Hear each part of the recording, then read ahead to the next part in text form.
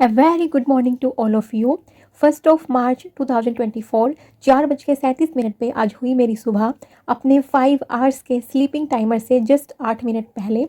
अब देखिए ना टाइम कैसे निकल जाता है। 1 जनवरी से मैंने स्टार्ट किया था यूपीएससी का प्रिपरेशन और आज 2 महीने हो चुके हैं। लेकिन मुझे खुशी इस बात की है कि मैंने अपनी कंसिस्टेंसी मेंटेन करके रखी है और वो आप सबको वीडियोस में दिख भी रही होगी। लेकिन कंसिस्टेंसी का मतलब ये नहीं है कि मैं डेली 8 घंटे या डेली 12 घंटे मैंने पढ़ाई की है। कभी वो 12 आवर्स की पढ़ाई थी, कभी 8 आवर्स की, तो कभी 6, तो कभी 4। लेकिन सबसे मेन था कि कोई भी 0 डे नहीं रहा। उसका कारण क्या था? मैंने खुद को मोटिवेट रखा और साथ के साथ मैंने खुद को पुश किया। और वो सब स्ट्रैटेजी कैसे खुद को पुश करते हैं, कैसे खुद को मोटिवेट रखते हैं, मैंने आप सबके साथ शेयर की थी। ऐसा बिल्कुल भी नहीं था कि सारे दिन बहुत ही अच्छे से गए हों। अप्स एंड डाउन्स बहुत सारे आए इन 2 महीनों में, लेकिन मैंने सब कुछ टैकल कर लिया। कैसे टैकल किया मैं आपके साथ हर वीडियो में वो शेयर करती रही हूँ। वो कहते हैं ना कि be happy not because everything is good but just because you can see the good side of everything. मेरे साथ कुछ भी हुआ, चाहे कुछ न कुछ डाउन ही क्यों ना आए, मैंने हमेशा ये सोचा कि भगवान की इसी में मर्जी है। क्या पता मेरे लिए भगवान ने कुछ और अच्छा सोच रखा हो।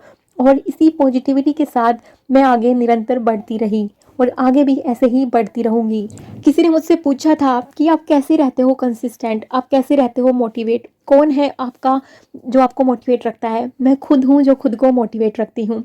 कंसिस्टेंट रहने के लिए अपने मन में हमेशा एक ख्याल लेके आती हूँ, सामने हो मंजिल तो रास्ते ना मोड़ना, जब भी मन में हो वो सपना ना तोड़ना। कदम कदम पे मिलेगी मुश्किल आपको, बस सितारे चुनने के लिए कभी ज़मीन मत छोड़ना। ज़मीन से जुड़ी हुई हूँ, हमेशा रियलिटी को पहचानती हूँ, रियलिटी में जानती हूँ। किसी भी दिन में अपने टारगेट बनाती हूँ तो हमेशा ये सोचती हूँ कि ये अगर कंप्लीट नहीं हुए तो कोई बात नहीं, दुखी नहीं होंगी, अपना पूरा 100% दूंगी। इस पूरी जर्नी में भी मैंने यही सोचा है।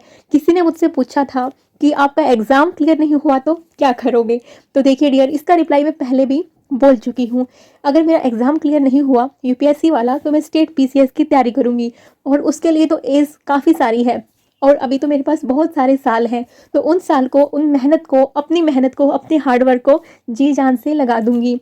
और ये सब इसलिए नहीं कि मुझे मॉनिटरी नीड है या फिर किसी और चीज़ की नीड है, बस एक खुद में एंथुसियाज्म है कि करना है, खुद के मन में है कि करना है। और इससे मेरी जो लाइफ है पटरी पे चल पड़ी है। मुझे हमेशा डेली कुछ ना कुछ नए टारगेट्स मिलते हैं जो कि मेरी वर्क फ्रॉम होम जॉब में भी मिलते हैं, लेकिन मुझे उसमें इतनी खुशी नहीं होती। हालांकि उसमें पैसे भी मिलते हैं, लेकिन हर चीज़ पैसे से नहीं नापी तोली जाती।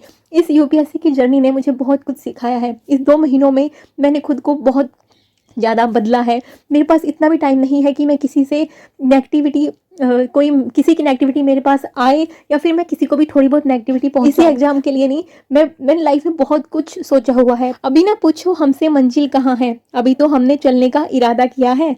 ना हारे हैं ना हारेंगे कभी, यह किसी और से नहीं बल्कि खुद से वादा किया है।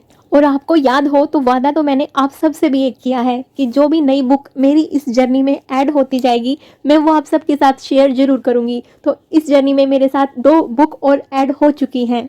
दिशा पब्लिकेशन लेके आए हैं first authentic books for art and culture and geography, specifically for UPSC and state PCS. Exam oriented book हैं। इन बुक्स के अंदर क्या क्या आपको मिलने वाला है वो मैं बताती हूँ। सबसे पहले बात करते हैं ज्योग्राफी की। 105 कलरफुल मैप्स आपको मिलने वाले हैं जिससे आपकी इंडियन एंड वर्ल्ड ज्योग्राफी पूरी कंप्लीट हो जाएगी। पिक्चोरियल और ग्राफिक फॉर्म में आपको सारे के सारे कंसेप्ट इसमें समझाए हुए हैं जो आपके लिए बहुत इजी रहेगा। बुक जो है वो एनसीईआरटी बेस्ड है और साथ के साथ मैं आपको बता देती हूँ कि कौन कौन सी चीज़ें इसके साथ कवर हो जाती हैं। Physical, economical, resources, environment, transportation, climatic aspects, Jio physical phenomena, cultural and human geography. साथ ही आपको इसमें प्रीवियस ईयर क्वेश्चन भी मिल जाएंगे। आप देख सकते हैं ये प्रीवियस ईयर क्वेश्चंस हैं। मेंस के क्वेश्चंस भी मिलेंगे आपको, प्री के क्वेश्चंस भी मिलेंगे। अभी हम बात करते हैं आर्ट एंड कल्चर के लिए, तो 4 कलर्स में ये बुक आपको मिल जाएगी। 200 पेजेस हैं टोटल और 200 पेजेस में आपका पूरा सिलेबस कवर हो जाता है। आप देख सकते हैं कितना कलरफुल है, रीडिंग करने में भी बहुत ईजी रहेगा। सेम इसमें भी आपको प्रीवियस ईयर क्वेश्चन मिल जाएंगे और साथ के साथ आपको इसमें प्रैक्टिस क्वेश्चन भी मिल जाएंगे। अभी एक नज़र डाल लेते हैं कि कौन कौन से टॉपिक इस बुक में कवर हैं। आप देख सकते हैं Indian architecture, sculpture, poetry, Indian painting, handicraft, music, dance, religion, और आप देख सकते हैं इसमें लैंग्वेजेस, फेयर्स, फेस्टिवल्स, साथ ही करंट अफेयर भी इसमें इंक्लूडेड आपको मिलेगा। तो दिशा पब्लिकेशन की ये बुक आपको परचेज करनी है तो मैं लिंक डिस्क्रिप्शन बॉक्स में आपको प्रोवाइड कर दूंगी, आप वहां से परचेज कर सकते हैं। और मदर इन लॉ यहाँ पे बना रही है ब्रेकफास्ट। मैंने उनको वैसे मना किया था कि मैं आपको खिलाती हूँ, लेकिन उन्होंने बोला कि नहीं, तुम गर्मा गर्म खाओ खाना और साथ में अपनी पढ़ाई कंटिन्यू रखो। तो मुझे घर की तरफ से बहुत सपोर्ट मिल रहा है।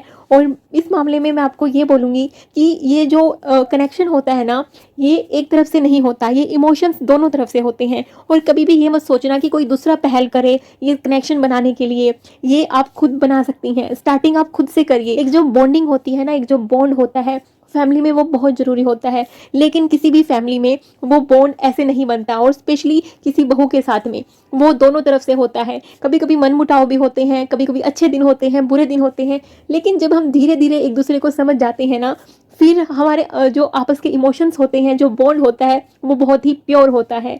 वो दिखावी बॉन्ड नहीं होता जो काफ़ी टाइम में डेवलप होता है, क्योंकि वो उसको डेवलप होने में इतना टाइम लगा है। इसका मतलब है कि वो नेचुरल है जो बॉन्ड है। तो हमारा बॉन्ड वही है। एकदम से जैसे शादी हुई थी तब इतना बॉन्ड नहीं था, लेकिन धीरे धीरे जैसे ही टाइम आगे बढ़ता गया और ये बॉन्ड भी आगे बढ़ता गया। किसी का मेरे पास कमेंट आया हुआ है कि दीदी मुझे बहुत ही सेल्फ डाउट होने लगा है, 3 साल हो गए हैं प्रिपरेशन करते हुए, क्या करूं समझ में नहीं आता।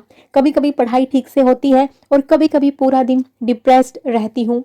तो देखिए डियर, आपको मैं बताती हूँ, इस दुनिया में कोई भी बंदा नहीं है जिसके साथ में कुछ लॉस ना आते हों, जो डिप्रेस्ड ना होता हो। हमारा जो माइंड है ना, हर किसी का माइंड, वो पॉजिटिव विचार भी उसके मन में आते हैं और नेगेटिव विचार भी मन में आते हैं। डिप्रेशन क्या है, ये भाषा, परिभाषा, डेफिनेशन आपको हर कोई दे देगा। आप किसी डॉक्टर के पास जाएंगे, वो आपको दवाइयाँ दे देगा। आप यूट्यूब पे सर्च करेंगे, वो आपको बहुत सारा ज्ञान दे देगा। लेकिन आखिरकार इससे टैकल तो आपको ही करना है। मैं एक थोड़ा सा जरिया बताऊंगी आपको, लेकिन मेहनत सारी आपको करनी होगी अगर आपको नेगेटिव विचारों से और डिप्रेशन से बाहर निकलना है। तो सबसे पहले, जब भी आपके माइंड में नेगेटिव विचार आते हैं और आप डिप्रेस्ड हो जाती हैं, लेकिन कहीं ना कहीं आपका माइंड थोड़े बहुत पॉजिटिव विचार भी ला रहा होता है, लेकिन हम उसकी तरफ ध्यान नहीं देते हैं, हम सिर्फ नेगेटिव विचार की तरफ ध्यान देते हैं। जब भी नेक्स्ट टाइम आपके मन में बहुत सारे नेगेटिव विचार आए और एक आधा भी पॉजिटिव विचार आए, तो उस पॉजिटिव विचार को पकड़ के रख लीजिएगा। देखिए, हर किसी के साथ कुछ ना कुछ चीज़ें बुरी होती हैं, तो कुछ न कुछ चीज़ें अच्छी भी होती हैं। तो हमें अच्छी चीज़ों को ज़्यादा फोकस करना है। अगर हम नेगेटिव चीज़ों को ज़्यादा फोकस करेंगे तो हम डिप्रेशन में चले जाते हैं, लेकिन अगर हम अच्छी चीज़ों को फोकस करेंगे तो जो नेगेटिव चीज़ें हैं उनका सॉल्यूशन हमें मिल जाता है। अभी आपको क्या करना है, जब भी आपके मन में नेगेटिव विचार आए, कभी भी एक पेपर पेन हमेशा अपने पास में रखिएगा, एक डायरी अपने पास में रख सकते हैं। देखिए, मैंने ये पहले भी बोला है, एक पेन में और एक पेपर में बहुत ताकत होती है। अपने ड्रीम जब हम उसमें लिखते हैं, अपने नेगेटिव विचार, अपनी समस्याएं, और खुद से उनका सॉल्यूशन ढूंढते हैं, बाहर कहीं पे भी नहीं सॉल्यूशन मिलेगा, आपको खुद से मिलेगा, बाहर से बिल्कुल भी नहीं मिलने वाला। इस बात को जितना जल्दी समझ जाएंगे उतना अच्छा होगा। नहीं तो आज आप कोई वीडियो देख रहे हैं यूट्यूब पे इस चीज़ के लिए, 1-2 साल बाद, 10 साल बाद भी सेम वीडियो देख रहे होंगे। ज़्यादा मुश्किलें आएंगी, ज़्यादा डिप्रेशन में जाओगे तो डॉक्टर के चक्कर काट रहे होगे और साथ में दवाइयाँ भी ले रहे होगे, लेकिन आपका इलाज प्रॉपर वहाँ से भी नहीं होगा। तो आपको करना क्या है, जब भी आपके मन में कुछ भी नेगेटिव विचार आते हैं, कितने भी हो नेगेटिव विचार, उन सबको पेपर पेन पे नोट डाउन कर लीजिए। अब ये देख लीजिए कि सही में ये समस्या सही में है। कई बार हमें ना कुछ ऐसी समस्याओं के बारे में नेगेटिविटी आ जाती है जो नेचुरली में समस्याएं नहीं होती। उस टाइम में हमें लगता है कि वो बहुत बड़ी चीज़ है। आपके साथ स्कूल में ऐसा हुआ होगा कि कभी कोई ऐसी घटनाएं हुई होंगी, लेकिन अभी पुराने ख्यालों में जाओ तो आपको लगेगा यार वो कोई बातें थी क्या, मैं क्यों उन बातों के लिए इतना डिप्रेस्ड हुई, क्यों उन बातों के लिए इतना दुखी हुई। सेम अभी भी कुछ बातें आपकी ऐसी होंगी जो आपको अभी लग रहा है कि अब ये दुख दे रही हैं, लेकिन कुछ सालों बाद आप देखेंगे कि यार वो बातें बहुत छोटी थी और उन बातों का सॉल्यूशन ढूंढने की बजाय मैं दुखी होती रही। तो आपको खुद से ही देखना है कि ये मेरी प्रॉब्लम है, इसके सॉल्यूशन क्या क्या हो सकते हैं, उन पे आपको मेहनत करनी होगी। और जब आप मेहनत करोगे तो आपका दिमाग जो है प्रॉब्लम आपको कम देगा, सॉल्यूशन आपको ज़्यादा देगा, और लाइफ में कभी भी आप डिप्रेस्ड नहीं होंगी।